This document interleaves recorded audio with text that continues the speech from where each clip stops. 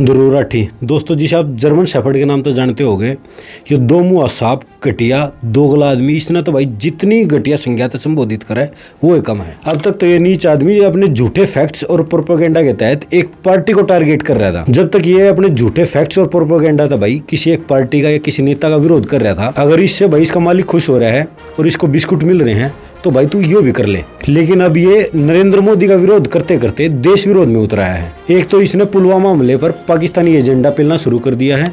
वैसे पुलवामा हमले के बारे में भी आज तक ये नहीं पता चल पाया कि वो आरडीएक्स आया कहां से था। और इसका वारकवादी पापा वाला झूठा प्रोपेगेंडा पाकिस्तान किस तरीके से यूज कर रहा है वो देखो भाई। दोस्तों पाकिस्तान का एक प्रसिद्ध अखबार है द एक्सप्रेस ट्रिब्यून। वो भाई इस कुत्ते द्वारा फैलाई गई गलत इन्फॉर्मेशन का यूज करके भारत के खिलाफ एक आर्टिकल लिखता है। भाई इस आर्टिकल की शुरुआत में लिख दिया गया कि भाई भारत ने कोई वॉर नहीं रखवाई थी और भारत की सरकार झूठी है। भारत में बैठे देशद्रोही की बात सुनकर वो पाकिस्तानी अखबार लिखता है कि भाई ना तो बालाकोट एयर स्ट्राइक हुई थी और भारत में डेमोक्रेसी की हत्या हो चुकी है। 2024 के इलेक्शन में कांग्रेस के विज्ञापन नहीं छपने दिए जा रहे। और दूसरा भाई जिस सच्ची घटना से पूरी दुनिया ने भाई भारत की ताकत देखी, ये उसी घटना पर वारकवादी पापा का झूठा प्रोपेगेंडा चलाकर देश को बदनाम करने की पूरी कोशिश कर रहा है। इस देश विरोधी ने भाई अपने झूठे फैक्ट्स पेश करके देश का नाम खराब कराया, हरियाणा का कराया और भाई सोनीपत का कराया और लास्ट में राठिया का कराया। तो भाई हम भी राठी हैं तो इस घटिया आदमी को हमारा जवाब देना तो भाई बनता था। 2024 के लोकसभा इलेक्शन से पहले माइक्रोसॉफ्ट ने इंडियन गवर्नमेंट को वार्न किया था कि चाइना इंटरनेट की हेल्प से आने वाले इलेक्शंस को प्रभावित कर सकता है। और ऐसी ही कई विदेशी ताकतें हैं जो इंडिया की तरक्की से खुश नहीं है, जिसमें से एक है जॉर्ज सोरोस,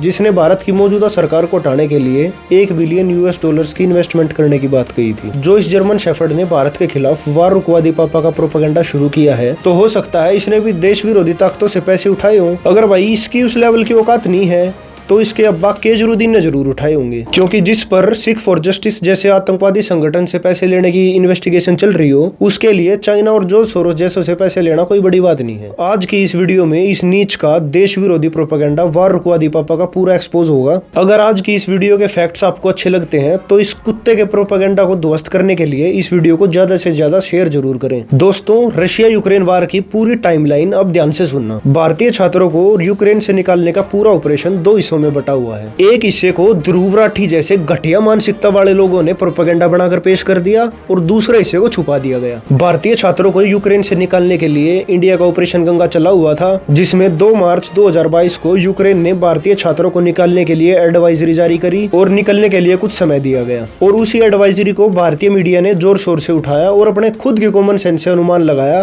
कि अगर भारतीय छात्रों को यूक्रेन से निकलने के लिए 6 घंटे का समय दिया है तो उस समय में बमबारी तो होगी नहीं। और इसलिए भाई न्यूज चैनल्स ने न्यूज चला दी कि 6 घंटे के लिए बमबारी रोक दी गई है। लेकिन 3 मार्च 2022 को मीडिया की खबरों को देखते हुए मिनिस्ट्री ऑफ एक्सटर्नल अफेयर्स के स्पोक्सपर्सन ने क्लैरिफाई कर दिया कि वार रुकने की खबरें गलत हैं। अब एक न्यूज एजेंसी द क्विंट 3 मार्च 2022 को 6 घंटे के लिए वार रुकवाने वाली खबरों का फैक्ट चेक करता है, जिसमें कुछ ट्वीट्स और 6 घंटे के लिए वार रुकवाने वाली खबरों को गलत बताया जाता है, जो कि विदेश मंत्रालय ने भी खुद कंफर्म किया है कि 3 मार्च 2022 तक ऐसी कोई वार नहीं रुकवाई गई थी। दोस्तों ये था इस पूरे ऑपरेशन का एक पहलू। ठीक 2 साल बाद 2024 के लोकसभा इलेक्शन से पहले इसी क्विंट के आर्टिकल को बेस बनाकर ध्रुव राठी एक वीडियो बनाता है जिसमें बताया जाता है कि कोई वॉर नहीं रोकी गई थी और बीजेपी का एड कैंपेन बिल्कुल झूठा है। मोदी जी ने वॉर रुकवादी पापा ये एक बहुत बढ़िया उदाहरण है दिखाने के लिए कि कैसे मोदी सरकार देश की जनता का ब्रेन वॉश कर रही है। ये बात सरासर झूठ है, कोई वॉर नहीं रोकी गई। विदेश मंत्रालय के स्पोक्सपर्सन ने भी यही चीज कही थी। भाई इस कुत्ते ने तो वीडियो बनाकर अपना काम पूरा कर दिया। फिर इस टूल किट की स्टेज 2 शुरू होती है, जिसमें भाई इंडिया अलायंस की सारी छोटी बड़ी पार्टियां जो अपना वजूद खोने की कगार पे बैठी थी, उन्होंने इस वीडियो को अपने मेन ट्विटर हैंडल से पोस्ट करना शुरू कर दिया। जिसके बाद न्यूज लॉन्ड्री वॉर रुकवादी पापा, that is a BJP ad, war रुकवादी पापा. We know that claim that Modi stopped a war to rescue Indian students is fake news. Modi government's Ministry of External Affairs categorically said the Modi government did not stop any war for 6 hours. और the wire एक article छापता है कि BJP का ad campaign झूठा है। और इस German shepherd की व्हाट्सएप यूनिवर्सिटी से जुड़े हुए कुछ चप्पल चाटों का भी भाई रिएक्शन आना शुरू हो गया। वॉर रुकवादी पापा, इनकी सरकारी पेडिग्री पे पलने वाली गोदी मीडिया द्वारा फैलाई हुई फेक न्यूज नहीं रोकी जा रही इनसे, लेकिन वॉर रुकवादी पापा पापा ने वॉर रुकवा दी, लेकिन वॉर तो रुकवा दी ना पापा। कि प्रधानमंत्री जी फोन करके यूक्रेन युद्ध रुकवा दिए, तो झूठ का ना कोई सिर पैर नहीं होता है साहब। वॉर रुकवा दी पापा, पापा ने वॉर रुकवा दी। कुछ भी झूठी खबरें चला देता है और लोगों को लगता है कि देश का डंका बज रहा है दुनिया में।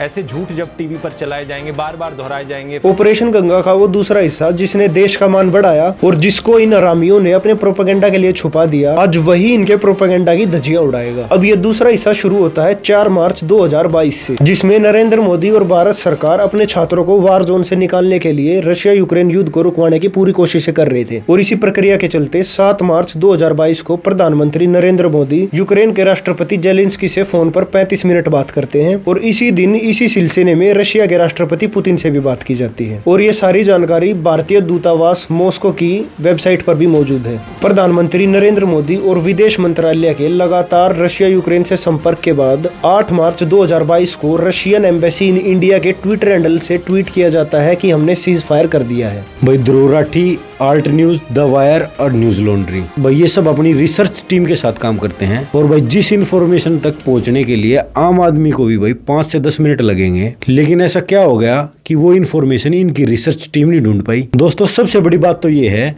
कि द क्विंट के जिस आर्टिकल का ये सभी देश विरोधी हवाला दे रहे हैं, उस आर्टिकल की वैलिडिटी थी अगले केवल 3 दिन की, क्योंकि 8 मार्च 2022 को भारत के प्रधानमंत्री ने युद्ध रुकवा ही दिया था। उसी क्विंट के आर्टिकल पर ये सभी दोगले आज 2 साल बाद तक भी अपनी रोटियां सेक रहे हैं। दोस्तों जिस लड़की ने बीजेपी के एड कैंपेन में काम किया था, उस लड़की का इस जर्मन शेफर्ड की फर्जी वीडियो की वजह से घर से निकलना मुश्किल हो गया है। तो दोस्तों इस वीडियो को इतना शेयर करना कि ये वीडियो उस लड़की तक पहुंच जाए और उसको पता लग जाए कि जो उसने ऐड में बोला था वो बिल्कुल सच है। और ये वीडियो उस टट्टू ध्रुव राठी तक भी पहुंच जानी चाहिए कि 8 मार्च 2022 को उसके असली बाप नरेंद्र मोदी ने युद्ध को रुकवाया ही था।